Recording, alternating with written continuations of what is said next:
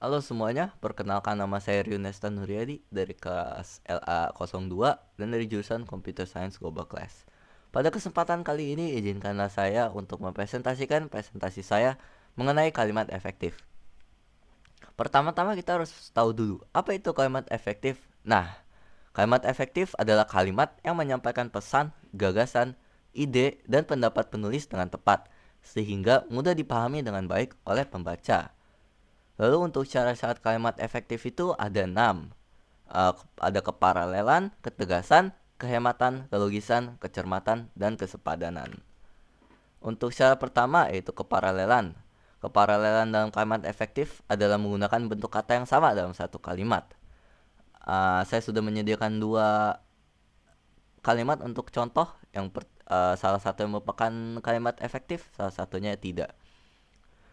Dari sini bisa dilihat bahwa kalimat pertama merupakan kalimat yang efektif. Mengapa? Karena kita baca dulu. Tahap terakhir pembangunan gedung tersebut adalah pemasangan penerangan dan pengecatan. Karena pembangunan, pemasangan penerangan dan pengecatan diawali oleh imbuhan pe, maka itu memenuhi syarat keparalelan dalam kalimat efektif. Sedangkan pada kalimat kedua, tahap terakhir pembangunan gedung tersebut adalah memasang penerangan dan pengecatan. Nah, memasang ini diawali oleh imbuhan me, jadi tidak memenuhi syarat. Oleh karena itu tidak termasuk kalimat efektif.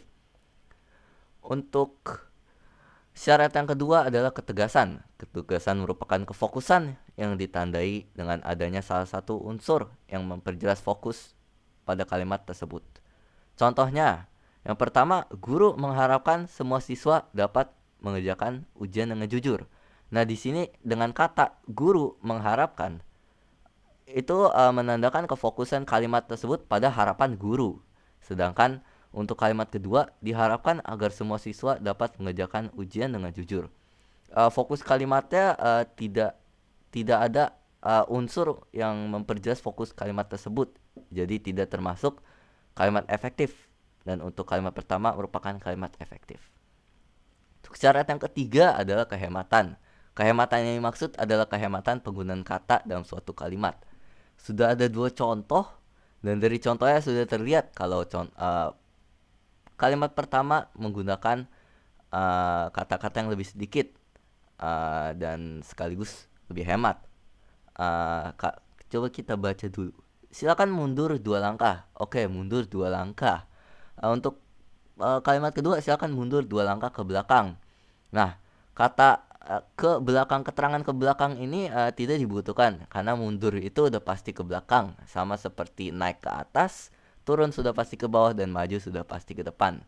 Oleh karena itu kalimat pertama merupakan kalimat efektif dan yang kedua merupakan kalimat yang kurang efektif. Lalu untuk syarat berikutnya adalah kelogisan. Kelogisan itu adalah penulisan harus sesuai dengan ejaan, serta unsurnya dalam kalimat tersebut harus logis dan masuk akal. Sudah ada dua contoh kalimat juga, mari kita baca. Untuk menghemat waktu, saya berlari ke kampus. Untuk kalimat kedua, untuk mempercepat waktu, saya berlari ke kampus. Nah, untuk kalimat kedua ini nggak masuk akal ini. Untuk mempercepat waktu, karena waktu itu tidak bisa dipercepat, kecuali Anda bisa memanipulasi waktu gitu. Tapi ya tidak masuk akal mempercepat waktu. Oleh karena itu tidak logis dan tidak termasuk kalimat efektif. Dan kalimat efektifnya yaitu pada kalimat pertama. Lalu untuk syarat yang kelima adalah kecermatan. Kecermatan merupakan kecermatan dalam memilih kata-kata agar tidak menimbulkan makna ganda yang bisa menimbulkan kesalahpahaman. Contohnya, Adi datang ke rumah Elvin memberikan tahu, dan Adi datang ke rumah Elvin memberi tahu. Nah, untuk kalimat kedua ini bisa salah paham ini. Maksudnya apa sebenarnya? Adi datang ke rumah Elvin memberikan tahu yang merupakan makanan atau tahu yang merupakan informasi. Nah, jadi timbullah makna ganda yang bisa menimbulkan salah paham. Sedangkan untuk kalimat pertama, Adi datang ke rumah Elvin memberikan tahu. Memberikan tahu ini sudah pasti memberikan makanan berupa tahu. Lalu untuk syarat yang terakhir yaitu kesepadanan.